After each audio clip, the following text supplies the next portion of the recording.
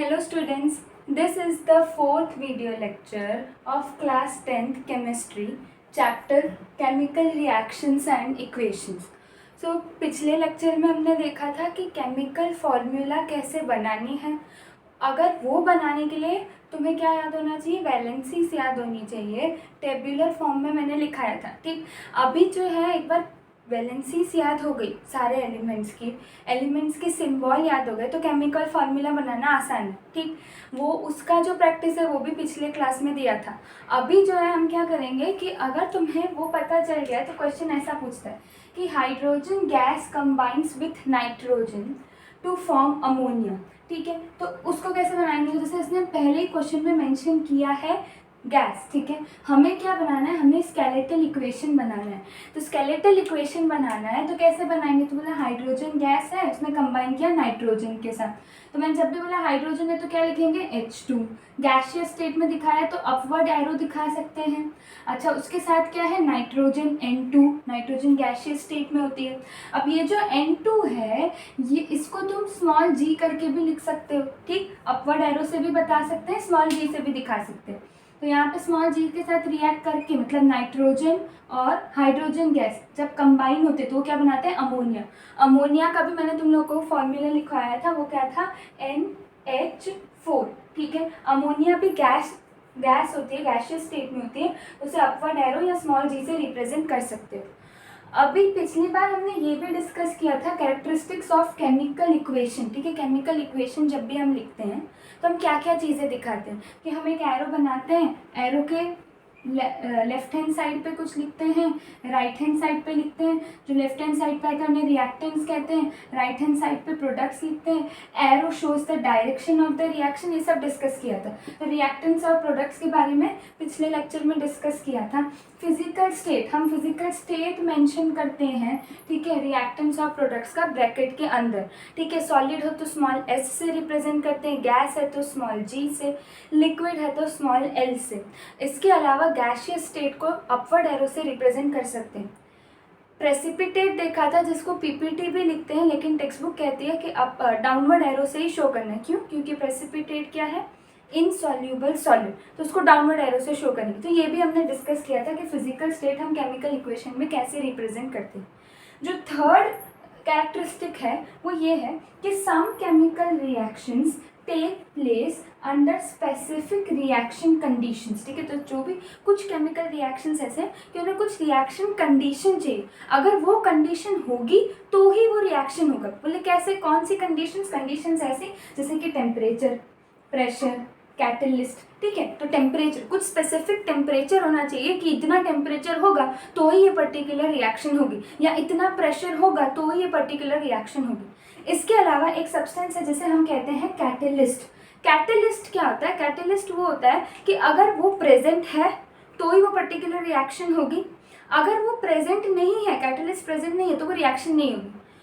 Catalyst जो है reaction में पार्ट नहीं लेता है, कैटलिस्ट सिर्फ और सिर्फ रिएक्शन को करवाने में मदद करता है, रिएक्टेंट से प्रोडक्ट बनाने में मदद करता है, पर वो खुद रिएक्शन में पार्ट नहीं लेता है। तो अगर तुमने केमिकल रिएक्शन में 1 ग्राम कोई भी एक कैटलिस्ट यूज़ किया है तो वो catalyst as it is before reaction and after reaction 1 gram ही रहेगा, वो रिएक्शन में पार्ट नहीं लेगा, पर रिएक्शन में उसका प्रेजेंस होना ज़रूरी है। कैटलिस्ट को समझने के लिए तुमने फोटोसिंथेसिस वाली रिएक्शन देखी। फोटोसिंथेसिस वाली रिएक्शन क्या बोलती है कि फोटोसिंथेसिस कौन करते हैं, प्लांट्स। कौन से प्लांट्स, ग्रीन प्लांट्स, ठीक है, जिनके पास क्लोरोफिल है। तो हम बोलते हैं ना ग्रीन प्लांट्स, मतलब क्या कि carbon dioxide when reacts with water gives glucose plus oxygen plus water, ऐसा फोटोसिंथेसिस का हम रिएक्शन लिखते हैं। लेकिन हम क्या बोलते हैं, हम बोलते हैं carbon dioxide reacts with water in presence of sunlight and chlorophyll, in presence of sunlight and chlorophyll. इसका मतलब क्या कि अगर ये दोनों चीज़ें नहीं हुई तो फोटोसिंथेसिस नहीं होगा। लाइफ प्रोसेसेस में इसके रिलेटेड एक्सपेरिमेंट्स भी है कि to demonstrate that chlorophyll is necessary for photosynthesis, ठीक है, to demonstrate that sunlight is necessary for photosynthesis. अगर ये दोनों में से कोई एक भी नहीं है तो भी रिएक्शन होगा नहीं। तो ऐसे कंडीशंस जिसमें कैटलिस्ट है, यहाँ पे क्लोरोफिल जो है, क्लोरोफिल ने कहीं पे भी न तो रिएक्टेंट न तो प्रोडक्ट में कहीं पे भी रिएक्शन में पार्ट लिया नहीं, लेकिन उसका प्रेजेंस होना ज़रूरी है। ऐसे सब्सटेंसेस को हम क्या बोलते हैं? कैटलिस्ट। ठीक, तो यहाँ पे उसने क्या बोला कि अगर तुमने, ठीक है, ये तो हमें समझ आ गया। ठीक है, इसके अलावा क्या और कौन से कैटलिस्ट हो सकते हैं? तो कुछ मेटल्स भी हैं जिन्हें हम कैटलिस्ट बना सकते हैं। जैसे अभी मैंने जो रिएक्शन लिखी जिसमें मैंने बात की कि हाइड्रोजन जो है जब नाइट्रोजन के साथ रिएक्ट करेगा वो कौन सी गैस बनाएगा? Ammonia gas. इस रिएक्शन को, एक्स्ट्रा इन्फॉर्मेशन, इस रिएक्शन को हेबर्स प्रोसेस भी कहते हैं। ठीक है, तो इस रिएक्शन को हेबर्स प्रोसेस भी कहते हैं, वो जाने दो। लेकिन ये रिएक्शन के लिए भी कुछ स्पेसिफिक रिएक्शन कंडीशन, तो अगर तुम्हें क्वेश्चन में दिया है तो क्या हमें वो रिएक्शन कंडीशन लिखना ज़रूरी है?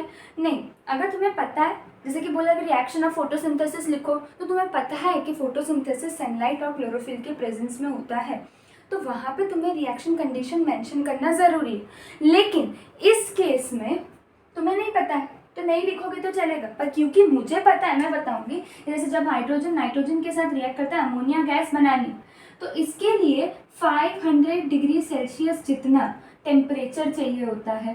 200 to 400 एटमॉस्फेयर, ATM, ये पढ़ा है क्लास 9th में फर्स्ट चैप्टर में कि प्रेशर, एटमॉस्फेरिक प्रेशर नापने के लिए कौन सा यूनिट यूज़ करते हैं? ATM, एटमॉस्फेयर, है ना। तो 200 to 400 ATM प्रेशर चाहिए होता है। 500 डिग्री सेल्सियस या 400 to 500, 450 to 500 जैसा कुछ रेंज होता है टेम्परेचर का, उतना हाई टेम्परेचर चाहिए तो ही ये दो गैस कंबाइन होगी। क्यों? क्योंकि ऐसे अगर तुम नॉर्मल एयर में देखो तो हाइड्रोजन गैस भी है, नाइट्रोजन भी है, तो वो मिलकर अमोनिया क्यों नहीं बना रहे? क्योंकि उन्हें कोई एक स्पेसिफिक टेम्परेचर और प्रेशर चाहिए। ठीक है, तो ऐसे रिएक्शन कंडीशंस को जब हमें इक्वेशन में बताना है कि इस केमिकल रिएक्शन को कराने के लिए आपको इतना टेम्परेचर चाहिए, इतना प्रेशर चाहिए, तो वो टेम्परेचर प्रेशर हम कहाँ लिखते हैं? हम लिखते हैं अबव और below the arrow of the equation. जो एरो है इक्वेशन के उसके अबव और बिलो हम ये रिएक्शन कंडीशन को स्पेसिफाई करते हैं। जैसे हमने ये देखा था ये रिएक्शन फर्स्ट एक्टिविटी, इसमें बोला था magnesium ribbon when Burns in presence of air. ठीक है, या व्हेन बर्न्स इन एयर, ठीक है, इट फॉर्म्स मैग्नीशियम ऑक्साइड। तो मैंने बोला बर्न्स इन एयर, मुझे हीट की ज़रूरत है, मुझे टेम्परेचर देना पड़ेगा। ऐसे ही मैग्नीशियम ऑक्सीजन के साथ रिएक्ट नहीं करेगा, करता है पर स्लोली। मुझे जल्दी रिएक्शन कराना है, मुझे मैग्नीशियम ऑक्साइड बनाना है। ठीक है, तो उसके लिए रिएक्शन कंडीशन क्या है? मैंने हीट प्रोवाइड किया। अब मैं स्टेटमेंट में तो बोल रही हूँ कि magnesium ribbon Burns in air, जब इक्वेशन लिखते तो तुमने मैग्नीशियम लिखा, ऑक्सीजन लिखा, बर्न्स कहाँ है?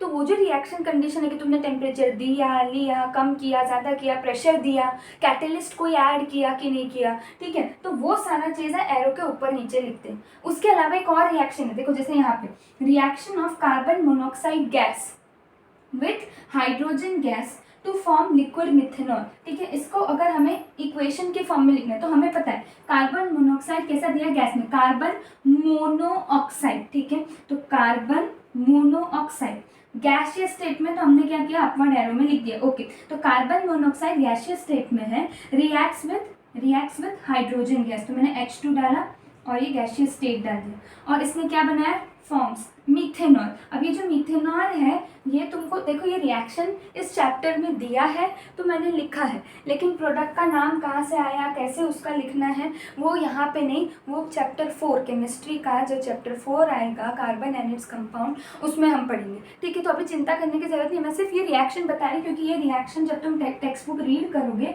तो ये रिएक्शन दिए। हालांकि उनको तो सिर्फ ये बताना था कि ये जो कार्बन मोनोऑक्साइड है जब हाइड्रोजन गैस के साथ रिएक्ट करेगा, ठीक है, तो उसका एक स्पेसिफिक प्रेशर चाहिए होता है। ठीक है, उस स्पेसिफिक प्रेशर पे ही ये रिएक्शन होती है।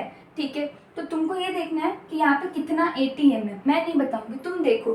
ठीक है, तुम देखोगे, तुम पढ़ोगे तो तुम्हें पता चलेगा। टेक्स्ट बुक में ढूंढो ये रिएक्शन कहाँ पे दी है और वो रिएक्शन कंडीशन क्या है, वो जो प्रेशर है वो तुम्हें याद होना चाहिए। ठीक है, कितना एटमॉस्फेयर ये प्रेशर दिया है वो तुम्हें पता होना चाहिए। ठीक है, तो ऐसे जो रिएक्शन कंडीशंस होती है कि कितने स्पेसिफिक टेम्परेचर पे हो रहा है, प्रेशर पे हो रहा है, वो सब हम एरो के ऊपर नीचे लिखते हैं। कैटलिस्ट के बारे में भी बताना है तो भी एरो के ऊपर नीचे हम मेंशन करते हैं।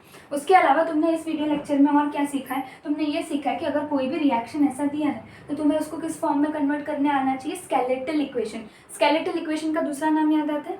स्केलेटल इक्वेशन का दूसरा नाम था अनबैलेंस्ड इक्वेशन, ठीक है। तो इस केस में स्केलेटल इक्वेशन यानी कि हम अनबैलेंस्ड इक्वेशन बना लें। इसे बैलेंस कैसे करना है वो भी थोड़ी देर में बताती हूँ, लेकिन यहाँ देखो जैसे कि hydrogen sulphide gas, hydrogen sulphide, अब H2S क्यों लिखा, तो अगर तुम्हें याद हो हाइड्रोजन था, मैंने बोला था अगर सल्फाइड है, सल्फाइड होगा -2, हाइड्रोजन होगा +1, ठीक। तो ये +1 इधर जाएगा, ये -2 इधर जाएगा, तो ये क्या हो जाएगा H2S, ठीक है। माइनस और प्लस का हमें कोई मतलब नहीं। तो ये हाइड्रोजन सल्फाइड, उसमें मेंशन किया है कि हाइड्रोजन सल्फाइड कैसा है, हाइड्रोजन सल्फाइड गैसियस स्टेट में, हाइड्रोजन सल्फाइड कैसे स्टेट में है, गैसियस स्टेट में, बर्न्स इन एयर। जब भी वो बोले बर्न्स इन एयर मतलब क्या, ऑब्वियसली बर्न्स इन एयर मतलब वो ऑक्सीजन के प्रेजेंस में बर्न कर, ठीक है। तो burns in air to form to give, अब यहाँ पे तुमने लिखा है बर्न्स इन एयर, तो तुम इधर यहाँ पे हीट भी लिख सकते हो, ठीक है। तो ये रिएक्शन कंडीशन लिखा।